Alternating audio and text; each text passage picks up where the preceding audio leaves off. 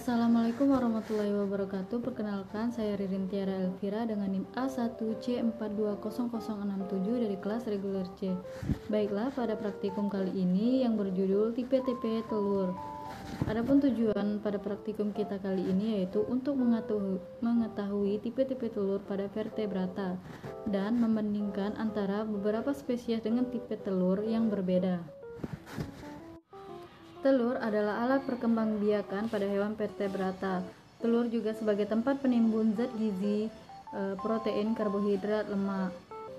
Telur juga berfungsi sebagai pelindung embrio. Witia 2011. Bagian-bagian pada telur ada cangkang telur, berfungsi sebagai pelindung dari lingkungan luar. Ada membran cangkang selaput tipis melindungi isi telur. Ada rongga udara sebagai oksigen bagi embrio. Lalu ada keping terminal sebagai calon individu baru. Lalu ada kuning telur atau yolk sebagai cadangan makanan. Ada albumin, putih telur, pelindung embrio dari berbagai goncangan dari luar. Lalu ada kalaza, menahan kuning telur agar tetap pada tempatnya.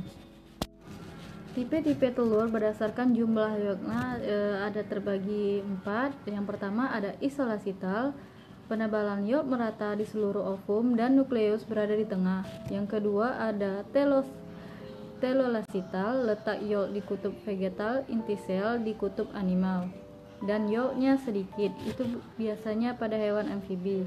Yang ketiga ada megalasital, yolknya tersebar hampir seluruh bagiannya sehingga inti sel terdesak di ujung kutub animal, biasanya pada hewan reptil. Yang keempat ada sentrolasital, kuning telur, inti sel berada di tengah, itu insekta.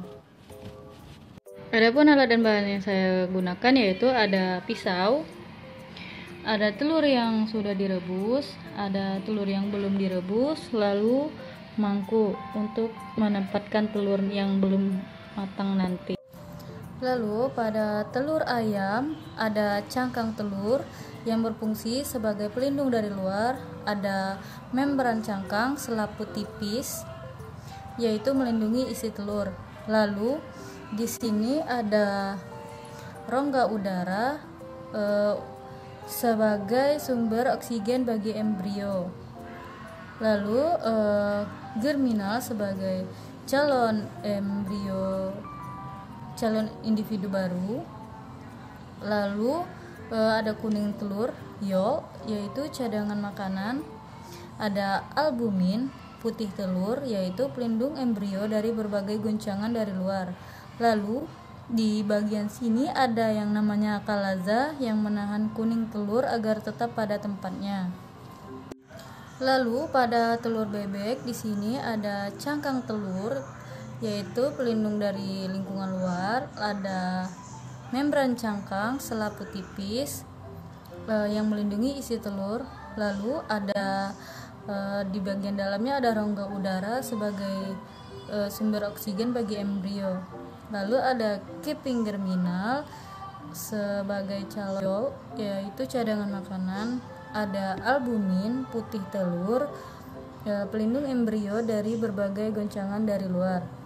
Lalu di bagian sini ada yang namanya kalaza yang menahan kuning telur agar tetap pada tempatnya. Rongga udara yaitu sumber oksigen bagi embrio. Lalu ada keping germinal sebagai calon individu baru. Lalu kuning telur atau yolk sebagai cadangan makanan. Ada albumin, putih telur, pelindung embrio dari berbagai guncangan dari luar. Lalu ada kalaza. Kalaza ini berfungsi menahan kuning telur agar tetap pada tempatnya.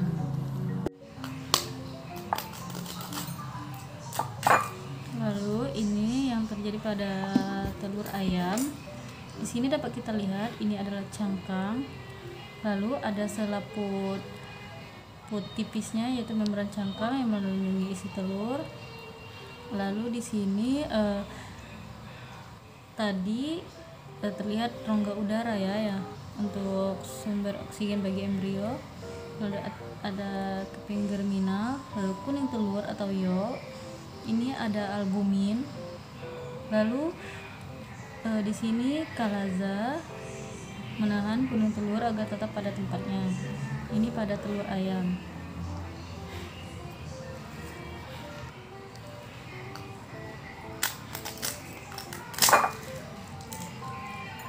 Lalu ini pada telur bebek. Di sini dapat kita lihat ada cangkang telur, ada membran cangkang, selaput tipis. Lalu rongga udaranya sudah tidak kelihatan di sini, rongga udaranya.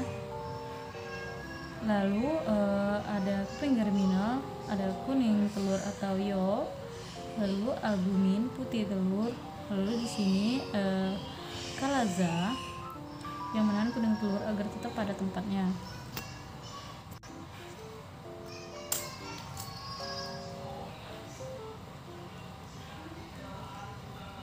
Lalu ini pada telur puyuh, di sini dapat kita lihat ada cangkang telur, ada membran cangkang, ada selaput tipis.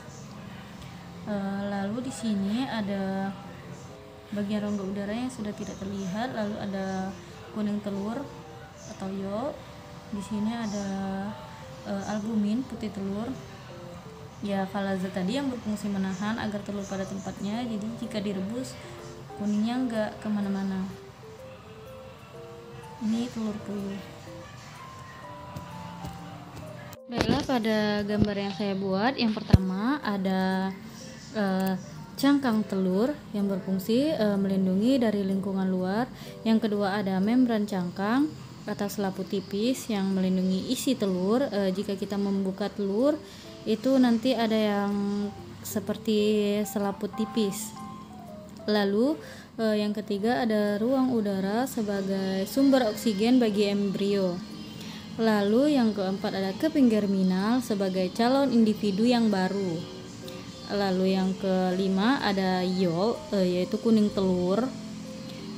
Lalu ada albumin, putih telur, pelindung embrio dari berbagai goncangan dari luar. Lalu ada membran telur, itu yang mencegah bintik pada kuning telur. Baiklah, adapun kesimpulan pada praktikum saya kali ini yaitu telur adalah tempat penimbun zat protein, mineral, karbohidrat, dan vitamin untuk kebutuhan embrio sampai menetas. Bagian-bagian telur, cangkang telur, membran cangkang, rongga udara, keping germinal, kuning telur, albumin, dan kalaza. Tipe-tipe telur berdasarkan jumlah yolknya ada isolasital, telolasital, megalasital, sentrolasital. Adapun yang saya lakukan tadi yaitu jenis megalasital, di mana yolknya tersebar hampir di seluruh bagian telur sehingga inti sel terdesak di ujung kutub animal, biasanya pada reptil atau apes. Demikianlah praktikum yang saya lakukan, lebih dan kurangnya saya mohon maaf. Saya tutup dengan wassalamualaikum warahmatullahi wabarakatuh.